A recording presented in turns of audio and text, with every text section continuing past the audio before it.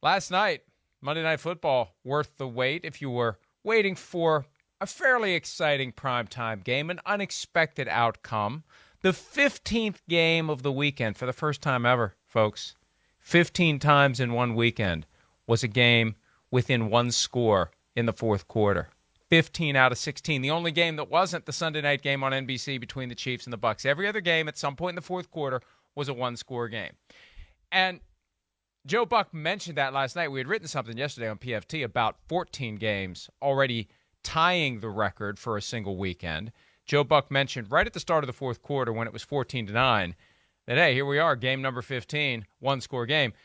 And George Kittle had a touchdown at the back of the end zone that made it not a one-score game, but second foot not down, so it remained a one-score game. Field goal, 17-9, one-score game until the pick six that iced it for the 49ers, even though the Rams kept going and going and going. Even though the urgency wasn't there late in the game, at one point the broadcast crew mentioned that. It's like, why are they huddling? Doesn't that drive you crazy when you're watching a football game and kind of everybody knows, hey, you need to have greater urgency here. The clock is ticking.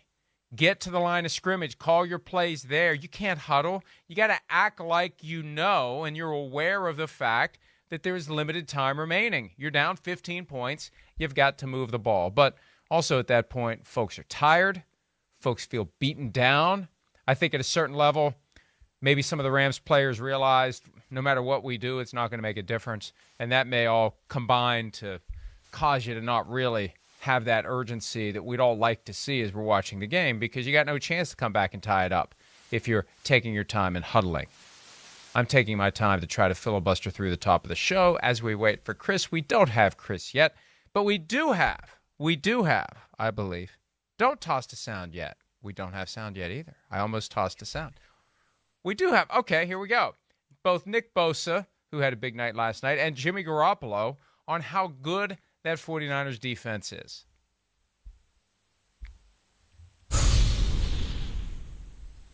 That's kind of our mindset every year, and this year we have the personnel to do it. Not that we haven't in the past, but just all three levels is elite players. I think the addition of Charvarius and Huff starting to play at this level, and obviously we're going to get Jimmy and Verrett back, which is pretty scary. And then the depth on the D-line, guys like Hassan and Charles and Sampson's coming on. I think he's playing his best ball of his career. So it's a group effort. It was honestly a point, I think it was 14-9, and it's not that we relaxed on offense, but you feel confident in the guys on defense. Those guys, I don't watch much of it, but the couple plays that I do see, it's hell for the quarterback, and that's tough. So I love having them on my side. Hate going against them in practice, but it makes us better. So yeah, it's a good group over there. They're tough. 7 sacks last night of Matthew Stafford, the quarterback of the Los Angeles Rams. Nick Bosa had 2 of them. And it's funny, the way that Jimmy Garoppolo was explaining that, that's kind of the feeling we had last Sunday night when the 49ers defense was suffocating the Denver Broncos to the point where, he could have played 2 full games and the Broncos wouldn't have scored enough points to overcome the total that the 49ers had. And then there was that drive late in the game where Russell Wilson went old school, moving around, running the ball, climbing the pocket, and the Broncos score the touchdown and the 49ers can't answer. So maybe they just realized after last Sunday night's offensive performance, the only way this team is going to achieve its goals is to have the defense take the lead and literally hold the lead, because you can't trust the offense led by Jimmy Garoppolo to come from behind in crunch time. You just don't even want to get in that position. So put the clamps on him with your defense like the 49ers did. 7th straight win by the 49ers over the Los Angeles Rams. 7th straight win, regular season. Obviously, last year when it mattered most, the Rams beat the 49ers in the NFC Championship. But 7 straight times, Kyle Shanahan has gotten the better of Sean McVay. And there's always going to be that talk about Shanahan and McVay. They worked together in Washington. They became head coaches of their respective teams the same year, 2017. And Shanahan has had the better of McVay except when they crossed paths in the postseason for a berth in the Super Bowl. That's when McVay got it, and that's when McVay ultimately won it. And I want to get Chris's take on this if we do get him at some point in the next 2 hours. At this point, I'm starting to wonder whether we will. But there was some chatter last night about Matthew Stafford versus Jared Goff, and that Jared Goff is better, almost implying that the Rams shouldn't have traded Goff for Stafford. They wouldn't have a Super Bowl right now if they hadn't traded away Jared Goff. They wouldn't have won the Super Bowl last year with Jared Goff. They won it with Matthew Stafford. And I can't help but wonder right now whether or not Matthew Stafford has a cocktail of injuries that he's hiding from everyone. I'm not going to suggest that the team is deliberately concealing injuries, but I've had the feeling in the past that maybe Stafford keeps things to himself. I think he's said that.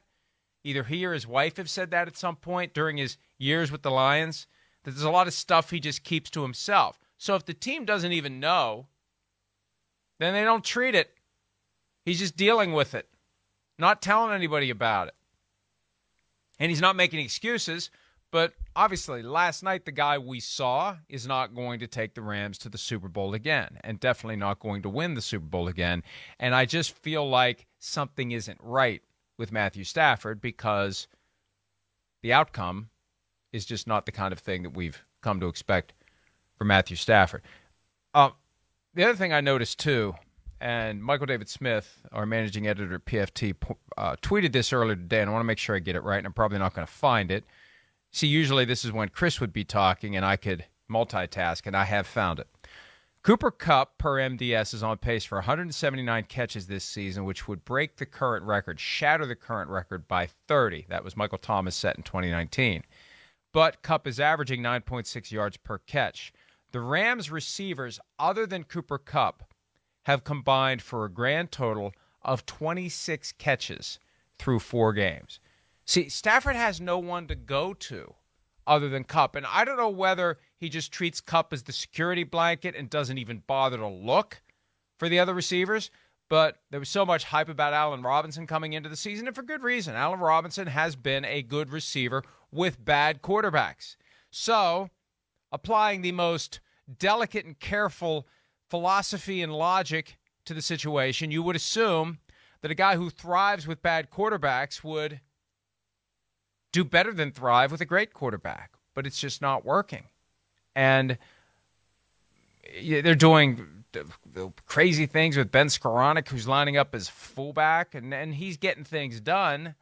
I don't know if Sean McVay's trying to turn Skoranek into his Kyle Juszczyk. I guess everybody needs to have a fullback whose last name you can't properly spell. But it's all Cooper Kupp, and it can't be all Cooper Kupp. Hey, you broke the record, but you're fighting and scratching and clawing to even get a playoff berth. All 4 teams in the NFC West now are 2-2 after 4 weeks, and 3 teams in the NFC East are 3-1 or better, just like we all expected when the season began. How about the Deebo Samuel catch and run for a touchdown? He had 6 catches for 115 yards and a score. That play was amazing. And what makes it more amazing, and the broadcast was very tactful about this, that ball should have been intercepted. If that ball is thrown accurately, it's picked off. Now, it's possible Jimmy Garoppolo has gone next level and decided to throw it high because he saw the pick coming. I'll believe that when I believe that, which may be never. But I do believe that this play by Deebo Samuel, once he gets the ball and off he goes, this is the stuff you don't coach, you don't teach. It's just innate skill. Breaking tackles, working through where the guys aren't, and having the speed and the determination to get to the end zone. But look how close that is. If that ball is thrown lower, that is bye-bye the other way. Instead, it's bye-bye the right way for the 49ers. Still no Chris. There's Jerry Rice. I don't know what he's drinking there. I don't know. It's like a really dark beer, or it's like Jack and Coke or something. Very curious what Jerry Rice was celebrating the score with there in the very expensive seats at Levi's Stadium, but that's fine. He can afford it. Jimmy Garoppolo had a rough week 3. We saw and we've only made passing references to this, the lip reading exercise from last week where it looked like Jimmy Garoppolo coming off the field said to Kyle Shanahan, presumably, all your plays suck, man. Kyle Shanahan chimed in at one point last week saying, I didn't see it. I'm pretty sure I'm not going to see it. But he didn't say what you're saying he said. Well, how do you know if he didn't see it? And then Garoppolo says, I can't read lips, even though he can't read his own lips. I like to think, I've never tried to read my own lips because I typically remember what I said. But if I had to read my own lips, I probably would fare better at that than reading someone else's lips. Here's Jimmy Garoppolo on the criticism he received in the aftermath of Week 3 and the lip reading exercise and whether to what extent it bothered him. I mean, not really. If I'm being completely honest, I don't know. I get a kick out of it. It's kind of funny.